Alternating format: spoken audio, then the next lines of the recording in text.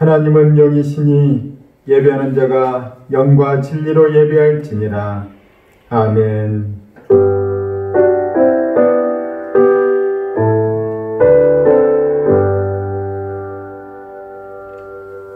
우리에게 은혜와 자비를 베푸시는 주님, 오늘의 예배도 주님이 주관하시고 영광 받으시고 은총을 베푸시옵소서. 주님만 의지하오며 예수님 이름으로 기도합니다. 아멘.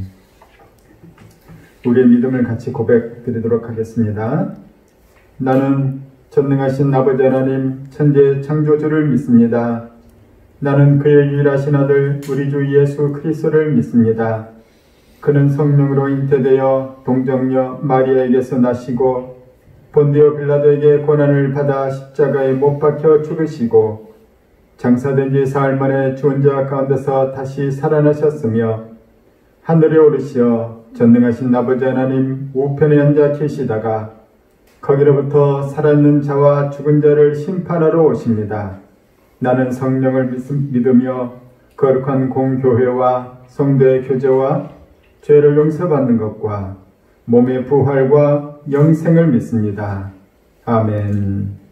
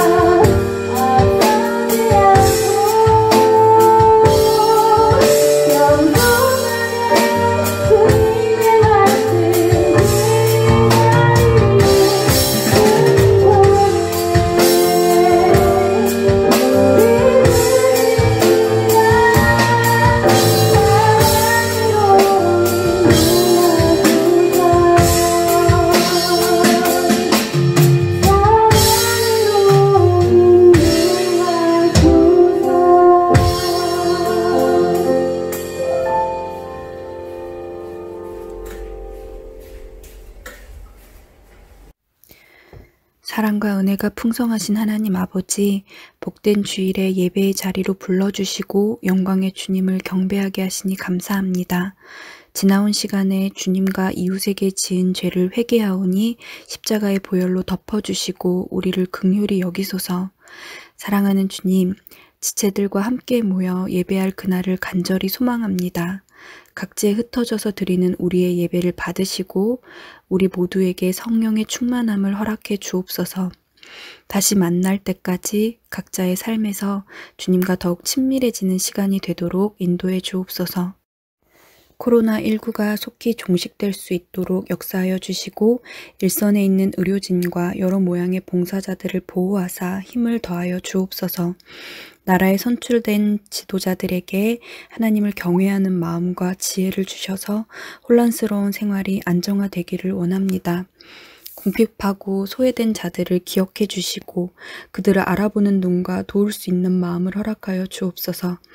주기쁨 교회를 세우시고 인도하시는 주님, 이 시간 백홍 목사님 말씀 전하실 때 성령의 두루마기를 입혀주시고 하나님의 말씀이 대언될 때 우리 마음밭에 심기어져 30배, 60배, 100배의 열매를 맺을 수 있도록 도와주옵소서.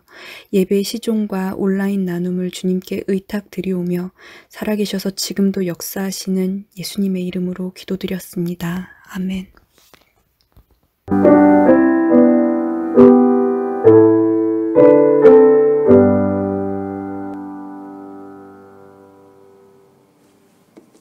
광고 드리겠습니다.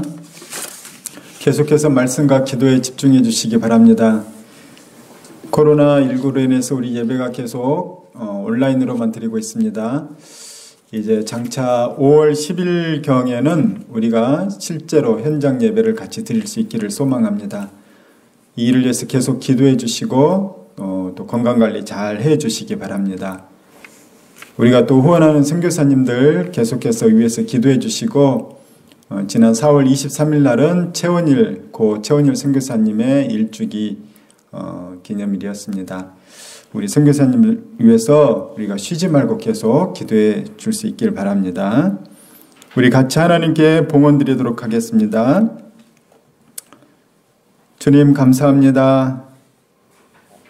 계절이 이렇게 바뀌고 맑은 날, 좋은 날들이 오게 하심을 감사합니다. 이 코로나도 속히 진정되어서 우리가 전에 누렸던 그 자유와 또 좋은 만남들과 또 모임들을 가질 수 있도록 하나님께서 은혜 베풀어 주시옵소서.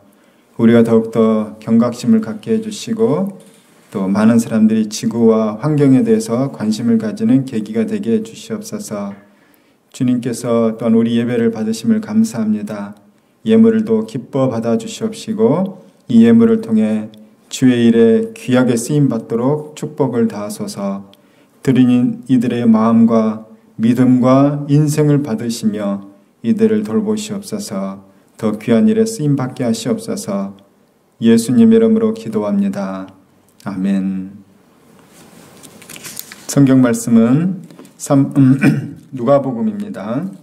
누가복음 24장 36절부터 48절까지입니다. 이 말을 할 때 예수께서 친히 그들 가운데 서서 이르시되 너희에게 평강이 있을지어다 하시니 그들이 놀라고 무서워하여 그 보는 것을 영으로 생각하는지라. 예수께서 이르시되 어찌하여 두려워하며 어찌하여 마음에 의심이 일어나느냐. 내 손과 발을 보고 나인 줄 알라. 또 나를 만져보라. 영은 살과 뼈가 없으되 너희 보는 바와 같이 나는 있느니라.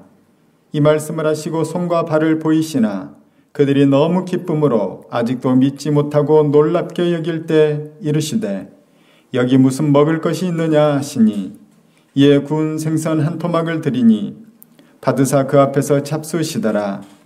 또 이르시되 내가 너희와 함께 있을 때 너희에게 말한 바 곧 모세의 율법과 선지자의 글과 시편의 나를 가리켜 기록된 모든 것이 이루어져야 하리라 한 말이 이것이라 하시고 이에 그들의 마음을 열어 성경을 깨닫게 하시고 또 이르시되 이같이 그리스도가 고난을 받고 제3일에 죽은 자 가운데서 살아난 것과 또 그의 이름으로 죄 사함을 받게 하는 회개가 예루살렘에서 시작하여 모든 족속에 전파될 것이 기록되었으니 너희는 이 모든 일의 증인이라.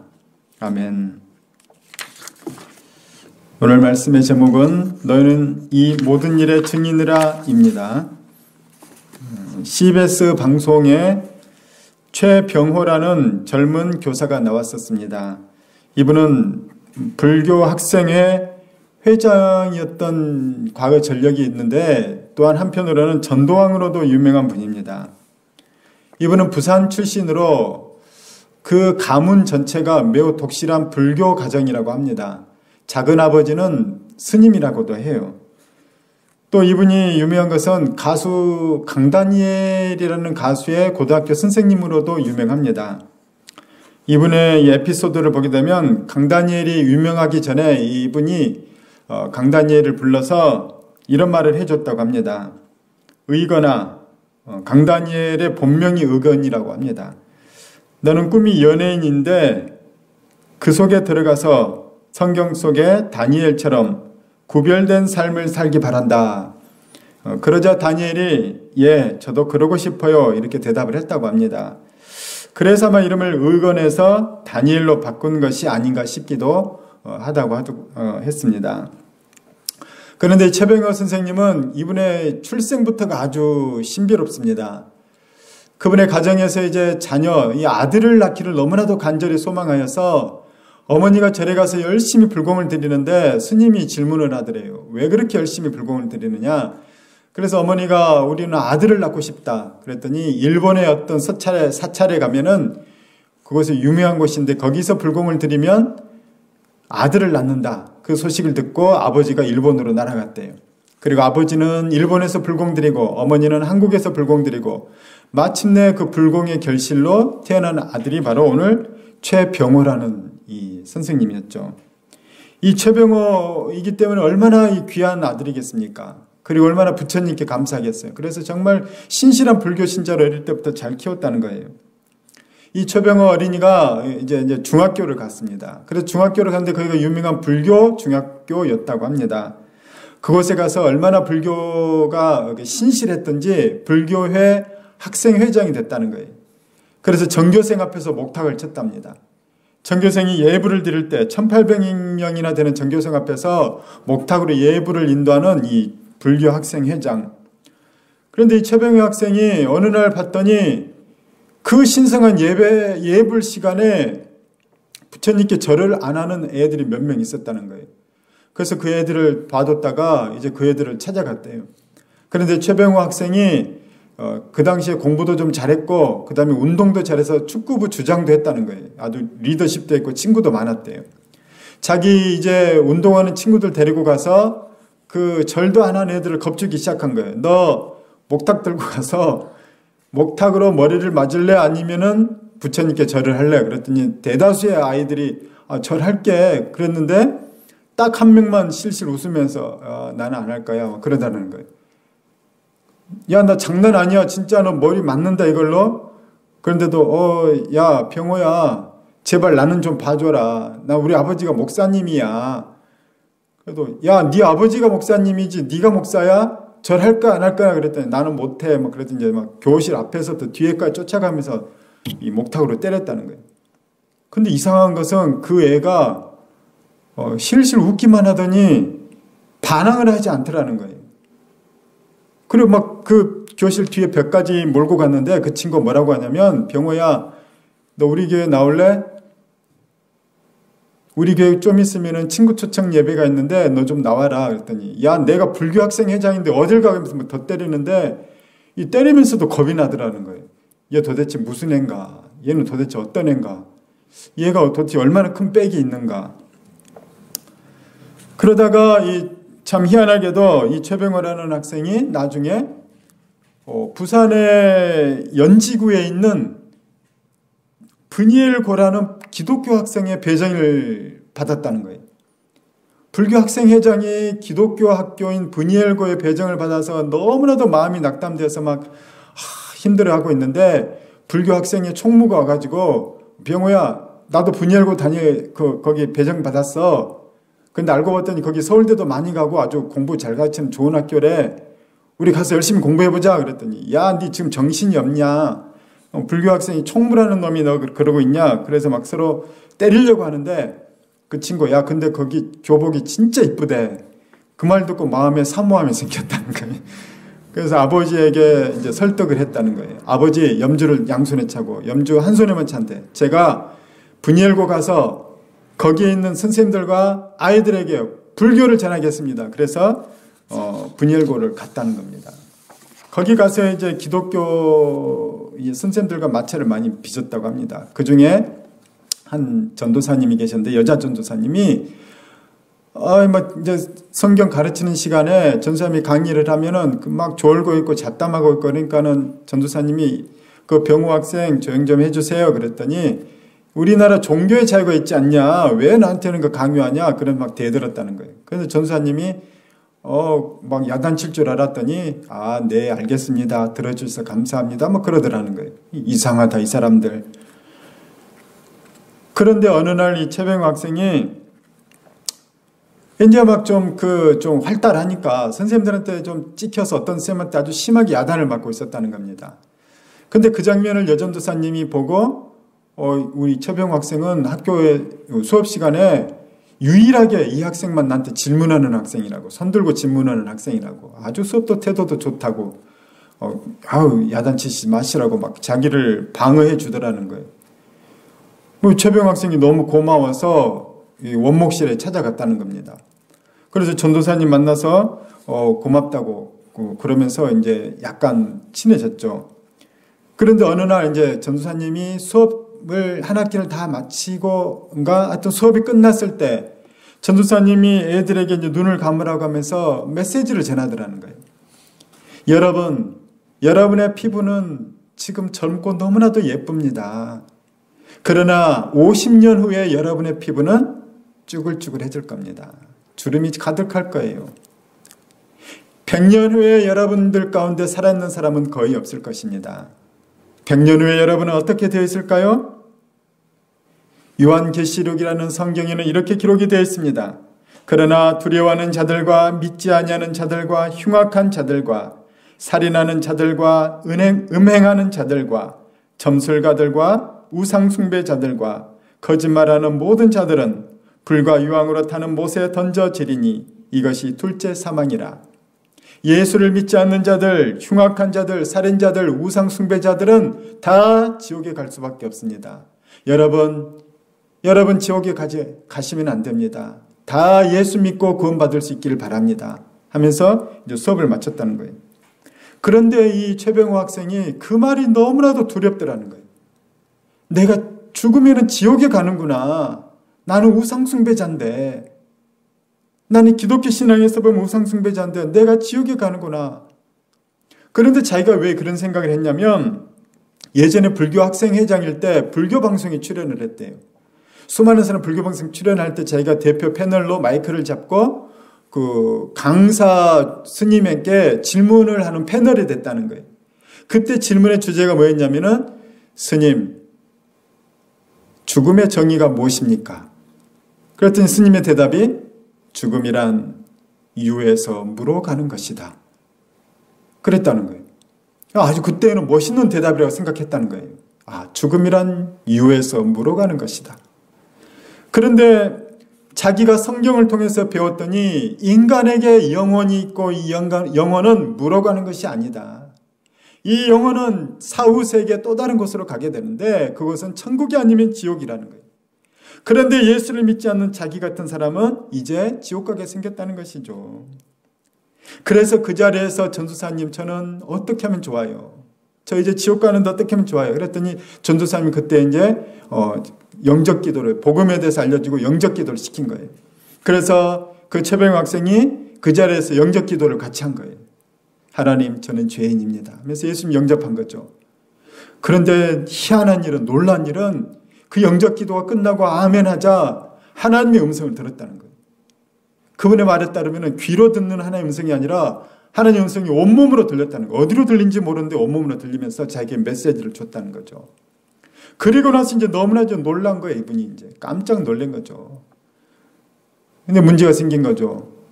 독실한 불교 가정에서 기독교인이 나왔으니 이제 염주를 벗어버린 걸 아버지가 보면 이제 난리 난 거죠.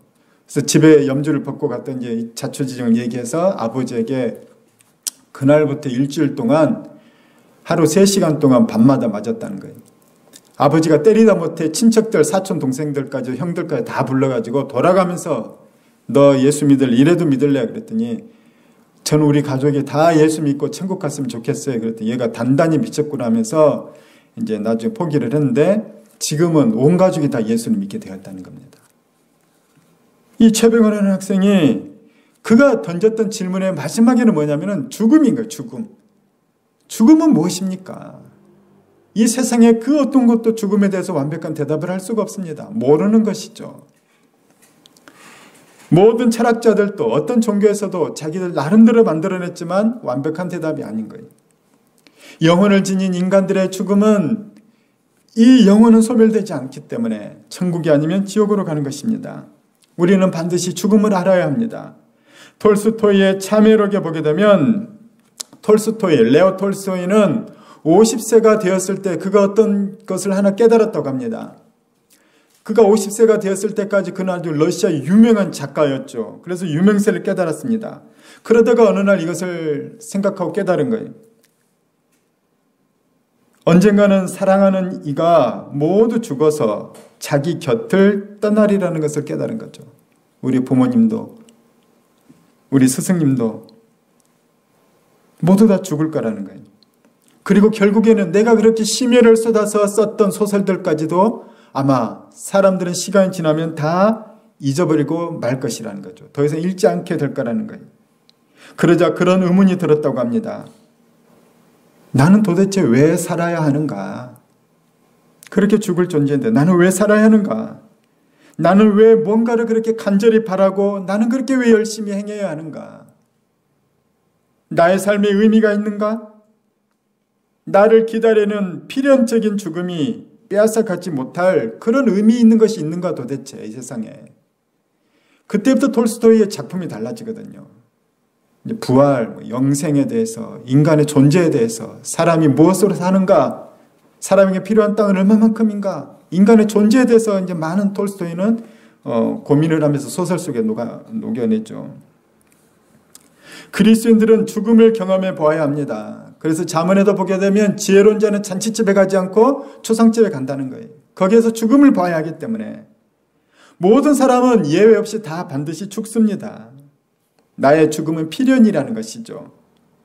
나의 이 필연적인 죽음을 미리 경험해 봐야만 삶의 의미와 가치가 그때서야 소중해진다는 거예요. 부모님이 살아계실 때 섬기기를 다 하라고 했습니다. 부모님이 살아계실 때에는 부모님이 소중하지 않죠. 죽음을 경험한 뒤에 부모님이 얼마나 소중한지, 그분의 살아계실 때 내가 차려드렸어야 되는데 이 안타까움이 있는 거죠. 우리는 죽음을 알아야만이 삶을 소중하게 다룬다는 것입니다. 미리 죽음을 경험해 본 사람은 내가 어떻게 살지가 나와요. 무엇이 소중하고 무엇이 소중하지 않은지가 나온다는 것입니다. 그리스도인들은 자기 육신의 정욕과 탐심을 십자가에 못 박은 사람이라는 거예요.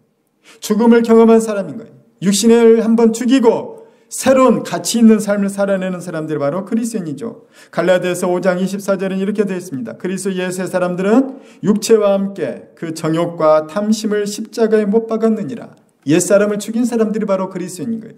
죽었다 살아난 사람들. 세례가 무엇입니까? 물속에서 죽었다가 살아나는 거예요. 옛사람이 죽고 새로운 사람으로 거듭나는 거죠. 그리스도인들은 그런데 기꺼이 죽음을 맞아들입니다. 기꺼이 세례를 받죠. 기꺼이 옛사람이 죽도록 하는 거예요. 기꺼이 내 옛사람을 십자가에 못 박는 거예요. 왜입니까? 옛사람이 죽으면 더 좋은 새 사람으로 부활하기 때문인 거예요. 죽음 이후에는 부활이 있기 때문에 그리스도인들은 기꺼이 죽습니다. 사도 바울도 나는 날마다 죽는다는 거예요. 죽어야 나는 더 좋은 사람, 죽어야 나는 더 새로운 사람이 되기 때문인 거죠. 그 근거가 무엇입니까? 예수 그리스도의 부활인 것입니다. 오늘 말씀의 주제는 부활입니다. 제자들이 부활하신 주님을 만나서 부활하신 주님에 대한 증인으로 변화되는 모습이 바로 오늘 장면인 거예요. 우리 다시 한번 생각해 보시기 바랍니다. 부활하려면 부활 이전에 무엇이 있어야 됩니까? 부활 이전에는 죽음이 있어야 합니다. 죽음이 있었기에 부활이 있는 것이죠. 그리스도인은 죽음을 소망하는 자가 아니라 부활을 소망하는 자입니다. 여러분, 우리가 부활을 소망하는 자로서 부활을 바라는 자들은 먼저 죽어야 합니다. 내가 부활을 소망하는 자가 자꾸 죽지 않으려고 바등바등거리면 부활할 수가 없는 거죠. 죽지 않았는데 어떻게 부활할 수가 있겠습니까? 부활의 전제 조건은 죽음입니다. 그리스도인은 죽어야 그리스도인으로서 부활하는 것입니다. 그리고 그리스도인으로 부활해야만이 그리스도인으로서 하나님 나라에 들어가는 것입니다. 그리스도인으로서 부활하지 못하는 자들은, 그리스도인이 아닌 채로 다시 살아난 자들은 지옥으로 가는 것이죠. 그리스도인으로서의 부활은 그리스도인으로서의 죽어야 가능하고, 그리스도인으로서의 죽음은 그리스도인으로서 살았어야 가능한 것입니다. 그래서 그리스도인으로 부활한다는 것은 그리스도인으로서의 삶과 연결되는 것이죠. 그리스도인으로의 부활을 소망하는 자들은 때문에 그리스도인으로서 충성되게 신실하게 살아낼 수가 있는 것입니다. 가슴에, 마음에 부활의 소망이 없는 자들은 그리스도인으로서 살 힘을 받지 못하는 것이죠. 제자들은 그들이 부활을 보았기 때문에 그리스도인으로서 살았고, 그들은 그리스도인으로서 기꺼이 죽을 수가 있었습니다. 그리스도인이란 무엇입니까? 그리스도인이란 죽음 저 너머를 보는 자들입니다.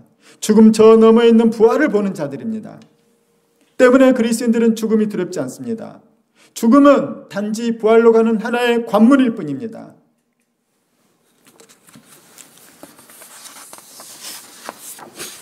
우리 몸이 실제로 맞이하게 될 부활은 사실은 예수 그리스도의 재림의 때 우리 몸의 부활이 일어나게 됩니다. 우리의 부활은 아주 먼 미래에 일어날 일이지만 그리스도인의 삶은 우리의 죽음과 우리의 부활을 동시에 품는 것입니다. 우리의 필연적인 죽음을 우리 마음속에 염두에 두게 되면은, 우리의 죽음이 있다는 것을 염두에 두게 되면 우리는 삶을 헛되이 살 수 없습니다. 마찬가지로 우리가 부활을 염두에 두게 되면 우리는 포기할 수 없어요. 우리는 절망하지 않아요. 부활을 염두에 둔 사람들은 늘 소망이 넘치는 것입니다.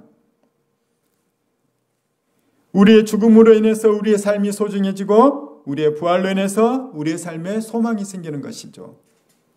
이것이 그리스도인의 능력입니다. 오늘 본문으로 들어가 보기를 원합니다.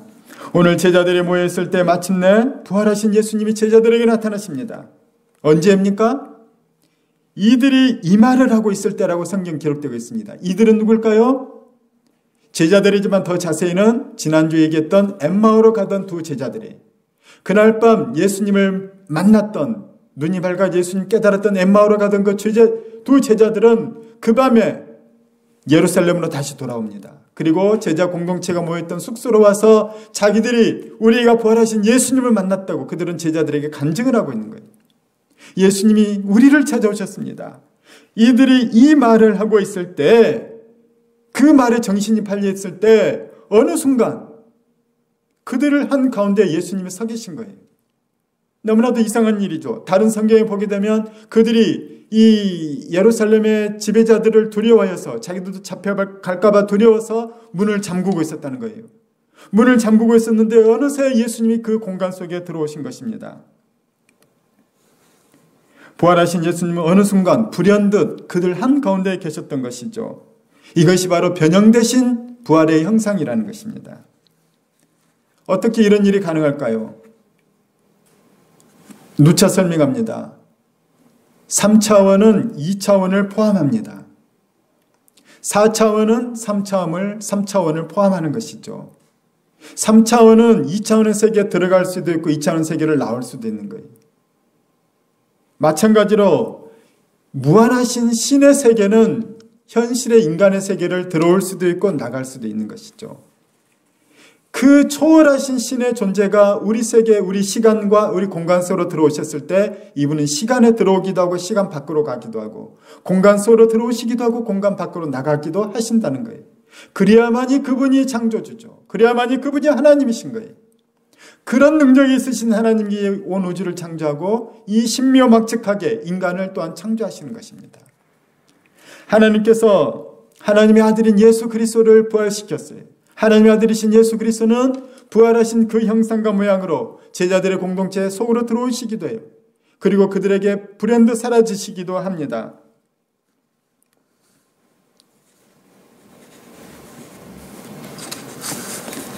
예수님은 제자들에게 반갑게 인사를 건넵니다. 너희에게 평안이 있을지어다. 이 말은 히브리식 인사법이죠. 샬롬이죠. 우리 표현으로 하면은 모두 다 안녕하신가? 이런 표현이라고 번역도 할 수 있겠습니다. 제자들이 깜짝 놀랍니다. 놀라지 않겠습니까? 분명히 예수님이 십자가에서 죽으셨어요. 그리고 장사 지낸 것까지도 다 알고 있습니다. 예루살렘에 모르는 사람들이 없습니다. 그런데 문을 잠궈놓고 있는 그들 가운데 예수님이 나타나셔서 그들에게 샬롬 하는 거예요. 잘 지내고 있느냐? 평안하느냐? 그들은 놀라다 못해 두려워하고 있다고 성경 기록하고 있습니다. 그들의 그 놀란 장면, 이해할 수 없는 그 장면에 대해서 그들은 자기 수준에서 생각합니다. 뭡니까? 내 수준에서 가장 합리적인 대답을 찾아내요. 아, 예수님이 지금 영으로 오셨구나. 예수 영이란 거는 귀신이란 뜻입니다. 영적 존재. 아, 예수님은 유령으로 오셨구나. 우리나라도 제사 지내면은 우리 할아버지 신이 오셔갖고 제사 또 오셔서 음식을 드신다. 이런 우린 신앙이 있죠. 전 세계 유령이나 이 영적 존재에 대한 개념은 다 있죠. 왜냐, 인간은 진짜 영이 있기 때문에. 물론 귀신은 조상신이 아니라 사탄의 졸개들인 귀신들이 거짓말을 하는 것입니다. 절대 믿으면 안 됩니다. 귀신이 한밤중에 나타나는 것처럼 이 한밤중에 예수님의 영이, 유령이 우리를 찾아왔구나. 그것이 그들의 합리적인 도출이었고 결과였다는 거예요. 사람들은 잘 모르면 영이라고 얘기를 합니다. 잘 모르면 헛것을 봤나? 내가 귀신을 봤나? 그러는 거죠. 유령이라는 거예요. 마가복음 6장에 보면 이와 유사한 제자들의 답이 나오죠. 그들이 이 갈릴리 바다를 건널 때 오밤중에 예수님이 뒤따라오신다고 했거든요. 제자들끼리 먼저 배 타고 가고 있는데 예수님께서 그 한밤중에 바다 위를 걸어오시는 거예요. 제자들은 너무 놀랐죠. 어떻게 바다 위로 어떤 존재가 오기 때문에, 어떤 사람이 오기 때문에. 제자들은 결론을 내렸어요. 유령이다. 물 위를 걷는 존재는, 이 시간에 물 위를 걷는 저 존재는 유령이구나. 그러면서 더 무서워하고 있었죠. 가까이 오신 예수님이 뭐라고 합니까? 유령이 아니라는 거예요. 나라는 거죠. 하나님의 아들은 그러는 것이 당연하지 않습니까? 예수님은 단순히 영이 아닙니다. 부활하신 예수님으로 오셨습니다. 예수님은 원래 누구십니까? 하나님의 아들이시죠. 그분은 근본 하나님의 본체이십니다. 삼위일체 하나님 가운데 이 위의 하나님이시죠. 삼위일체 하나님은 시간과 공간을 창조하셨고 또한 시간과 공간을 초월해 계십니다. 그러니 그 초월의 예수님, 창조의 예수님은 물 위를 걷기도 하시고 공간을 초월해서 나타나기도 하신다는 거예요. 그래야 우리 하나님이신 거죠. 예수님을 내 생각과 내 판단 속에 가두지 마시기 바랍니다. 하나님을 나의 생각과 나의 판단 속에 가두지 마시기 바랍니다. 유령이다 그러지 말라는 거예요. 그건 내 생각인 거예요. 인간의 한계죠. 내 생각으로 하나님을 판단하는 것은 그것은 신성모독입니다. 하나님은 인간이 아닙니다. 하나님은 하나님이십니다. 하나님을 하나님으로 인정하는 것이 바로 신앙이죠. 하나님은 피조물이 아니라 피조세계를 지으신 창조주이십니다. 예수님을 유령이라고 하는 것은 예수님을 믿는 것도 아니고 안 믿는 것도 아닙니다. 이것은 애매한 것이죠. 그러나 부활은 실제입니다.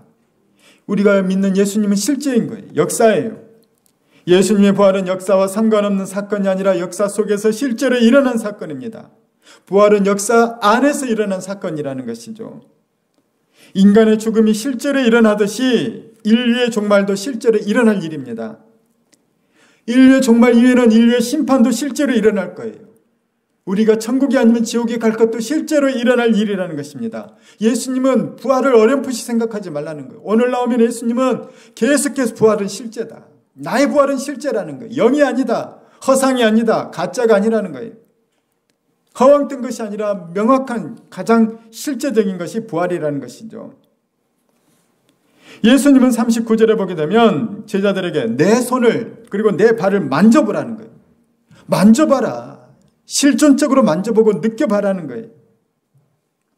내가 유령이 아니다. 나는 존재다. 너희들이 보는 바와 같이, 너희들이 만지는 바와 같이 나에게는 살과 뼈가 있다. 부활은 사실이며 실제라는 것입니다. 예수님을 만져보고 예수님을 본 제자들은 이 상황에 대해서 아주 이상한 표현으로 성경이 제자들을 기록하고 있습니다. 뭐냐면 41절 보면 그들이 너무 기쁨으로 아직 믿지 못하고, 좀 재밌는 표현이죠. 그런데 진짜인 거예요. 우리도 그렇지 않습니까? 너무나도 좋은 일이 있으면은 믿지를 못하는 거예요. 제가 어릴 때 연속극을 보게 되면 복권에 당첨됐을 때 뭐라고 합니까? 내 볼 좀 꼬집어봐. 이게 사실인지 보게. 너무 기쁘니까 믿어지지 않는다는 것이죠. 오늘 제자들도 그렇다는 것입니다. 너무 기쁨으로 믿지 못하고 있는 거예요. 너무너무 기쁘고 좋은 일이지만 실제로 이런 일이 내 앞에서 일어나니까 믿지 못해서 어리둥절하고 있다는 것입니다. 그래서 예수님은 그만 좀 해, 그게 아니라 믿어. 제발 믿어. 또 하나의 증거를 보여줄게 하면서 너희들 가운데 먹을 것이 있니? 하면서 물어봅니다. 제자들이 구운 생선 한 토막을 드리죠. 그러자 예수님 그걸 받아들고 제자들 앞에서 잡수십니다. 43절이죠. 아주 오랜만에 듣는 옛적 구수한 표현이 잡수시더라. 예수님 잡수시는 거예요. 맛있게 드시는 거죠. 우리의 조상들의 제사에서는 우리의 조상신이 온다고 해도 잡수시지 않거든요. 아무런 변화도 없습니다. 그건 귀신이기 때문이죠. 조상신은 아니고 귀신이기 때문이죠. 그러나 예수님은 부활하신 거예요. 몸이 부활하신 거죠. 변형되신 몸으로 부활하신 거예요. 그 예수님의 존재가 삼천소로 들어오셔서 음식도 잡수시는 겁니다. 왜일까요? 제자들에게 부활하신 본인의 몸에 대한 확신을 주기 위해서인 거예요. 제자들이 구원의 증인으로 바로 서도록 하기 위해서라는 것입니다. 그리고 예수님은 드디어 하시고 싶은 일을 하신 거예요. 내가 손도 만져보게 하고 음식도 먹고 너희들이 인사도 하고 너희들이 보여주었다. 내가 진짜 너희들에게 하고 싶은 일이 있는데 그것은 뭐냐? 성경 말씀을 그들에게 풀어서 가르쳐주는 것입니다. 사람들은 망각하는 존재입니다. 가르쳐줘도 잊어버리죠. 근데 어떤 사람들은 가르쳐줬는데 안 가르쳐줬다고 주장하는 사람들이 있어요. 왠지 아십니까? 사람들은 보통 관심 있는 것은 잘 기억하지만 자기가 관심 없는 것은 잘 기억하지 않습니다. 한번 크게 아파본 사람은 그 다음부터는 건강식품, 건강 관련에 대해서는 아주 귀가 쏙쏙 들어오게 그런 정보들이 잘 기억이 돼요. 왜? 관심이 생겼기 때문이에요. 아름다움에 대해서 관심이, 외모에 대해서 관심이 많은 사람은 뷰티 정보가 눈에 쏙쏙 들어옵니다. 그래서 어떤 화장품이 좋고 어떤 것이 피부에 좋고 막 귀에 쏙쏙 들어오죠. 어디 성형외과가 잘하고. 그런데 관심 없는 사람은 들어도 잊어버리는 거예요. 여러분은 어떤 정보가 관심이 갑니까? 무엇이 기억이 잘 됩니까? 여러분이 가장 기억이 잘 되는 그것이 바로 여러분이 가장 관심이 있다는 거예요. 그렇게 성경을 많이 배우고 설교를 많이 들어도 내 속에 들어있는 말씀이 없다면 여러분은 아직도 하나님께 관심이 없는 거죠. 하나님께 관심을, 성경에 관심을 가지기 바랍니다. 생명의 말씀입니다. 예전에 제자들은 예수님을 따를 때 그 당시에 제자들의 관심은 무엇이었습니까? 예수님의 성공이었어요. 오늘 또 병을 고쳤습니다. 오늘 또 귀신을 쫓아냈습니다. 오늘 또 수백 명, 수천 명 예수님이 고쳐주셨습니다. 예수님은 성공자이십니다. 예수님이 지나가시면 수만 명이, 수천 명이 모입니다. 그들은 예수님의 인기와 예수님의 성공에 관심이 있었죠. 나도 예수님의 왕이 되면, 성공하면 한 자리 차지하리라. 이것이 그들의 관심이었기 때문에 예수님이 내가 고난을 받을 것이다. 내가 죽을 것이다. 들어도 들리지 않은 거예요. 들어도 기억나지 않은 것이죠. 때문에 예수님은 이 제자들에게 오늘 오셔서 하신 말씀이 뭐냐면 44절부터 보게 되면 그들에게 성경 말씀을 또 가르쳐 주는 거예요. 3년 동안 가르쳐 줬던 말씀을 오늘 또 가르쳐 주는 것이죠. 예수님 너무 친절하시지 않습니까?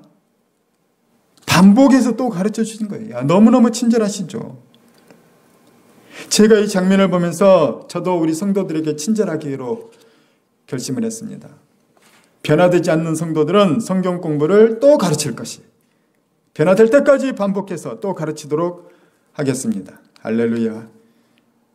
겁먹지 마시고요. 너무 좋은 일이 일어날 거예요. 오늘 예수님은 그들의 마음을 열어서 계속해서 성경을 가르치시는 거예요.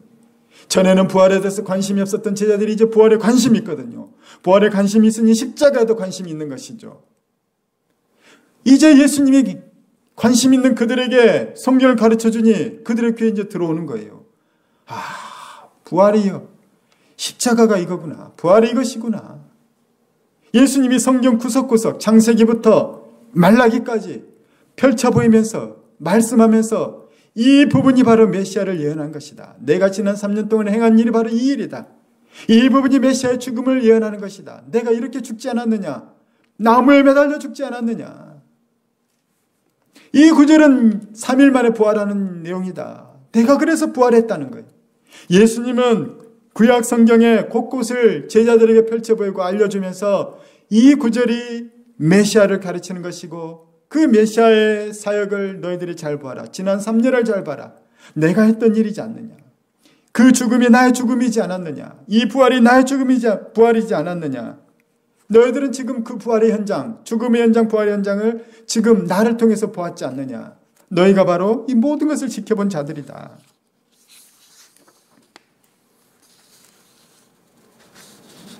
얘들아, 구약 성경에 예언된 메시아, 그가 바로 나니라. 너희들은 지난 3년 동안 나의 모든 것을 보았다. 나의 죽음도 보았고 또한 나의 부활도 보았다. 너희가 이 모든 일의 증인이다. 그래서 오늘 성경 말씀이 뭐라고 합니까? 48절, 너희는 이 모든 일의 증인이니라. 예수님은 그 앞절에 선포를 하시죠. 그리고 마태복음이나 다른 부분에도 계속 예수님의 이 메시지가 나옵니다. 너희들은 가라는 거예요. 가라. 가서 나를 증거해라. 예수가 메시아라고. 예수가 우리의 죄를 대신해서 희생 제물이 되어 십자가에서 죽으셨다고. 그분이 부활하셨다고. 내가 그 부활하신 주님을 만난 부활의 증인이라고. 내가 확실히 보았다고. 그분을 만져봤다고. 가서 전해라. 땅끝까지 가서 이 복된 소식을 전해라. 온 세상 사람들에게 구원의 소식을 선포해라. 제자들은 예수님의 죽음을 경험했고 예수님의 부활도 경험했습니다. 이제 제자들은 완전히 변화되었습니다. 전에는 죽음이 두려웠으나 이제는 죽음이 부활로 나아가는 축복의 통로가 되었습니다. 전에는 죽기 싫어 아등바등했다면 이제는 예수님처럼 죽을 수 있다면 나도 기꺼이 죽음을 감수하겠습니다. 전에는 잘 살고 끝까지 오래도록 잘 안 죽는 것이 목표였다면 이제는 잘 죽기 위해서 잘 사는 것이 목표가 되었습니다. 여러분, 가장 잘 사는 것이 무엇일까요? 우리의 짧은 인생 가운데 가장 잘 사는 것이 무엇일까요? 영혼을 준비하는 것입니다. 다른 사람들도 부활에 참여하도록 그들을 돕고 그들을 살리는 것입니다. 내가 하나님 나라에서 영원한 생명을 누리게 되었듯이 다른 사람들도 영원한 하나님의 나라에 들어가서 영원한 생명을 누리도록 내가 그들을 돕는 삶을 사는 것입니다. 제자들은 바로 그런 삶을 살았죠. 그래서 제자들은 온 세상을 다니며 복음을 전하고 복음을 때문에 고난당하고 심지어는 복음 때문에 죽임을 당했습니다. 그러나 이 제자들의 발자취는 이 땅에 교회를 남겼고 인류의 역사를 바꿨으며 수많은 사람들의 인생을 바꿨습니다. 예수님의 12제자보다도 가치 있는 인생을 산 사람들이 어디 있을까요? 우리도 이런 제자된 삶을 살 수 있기를 바랍니다. 이런 증인된 삶을 충성되게 감당할 수 있기를 바랍니다. 우리 모두가 말씀 안에서 부활의 확신을 갖고 성령의 감동 가운데서 부활의 증인으로 이 땅과 영혼을 살기를 주의 이름으로 축원합니다. 기도하겠습니다. 주님, 감사합니다. 십자가에서 모진 고통과 피 흘림 가운데 죽으신 주님이 말씀대로 죽으시고 말씀대로 살아나셔서 제자들에게 부활의 증인이 되게 하시고 부활의 증거들을 보이심으로 제자들이 평생 잊지 아니하고 부활을 전하는 증인으로서 온 세계를 다니며 살 수 있도록 주님께서 제자들을 세워주셔서 감사합니다. 이들 덕분에 우리도 교회를 다니게 되고 예수를 믿게 되어 부활에 참여할 수 있게 되어 감사합니다. 우리가 이 부활의 확신을 성경을 통해 배웠사오니 교회 역사를 통해 배웠사오니 이제 부활의 증인이 되어서 더 많은 일을 섬기고 살리는 부활의 증인의 삶을 감당하도록 주께서 성령으로 함께 하시옵소서. 말씀으로 함께 하시옵소서. 예수님 이름으로 기도합니다. 아멘.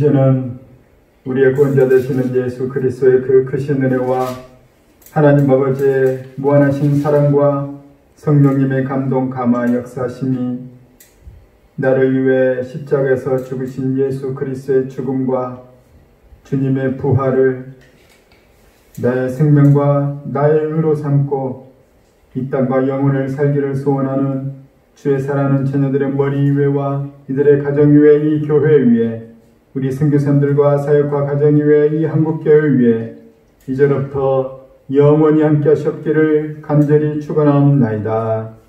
아멘.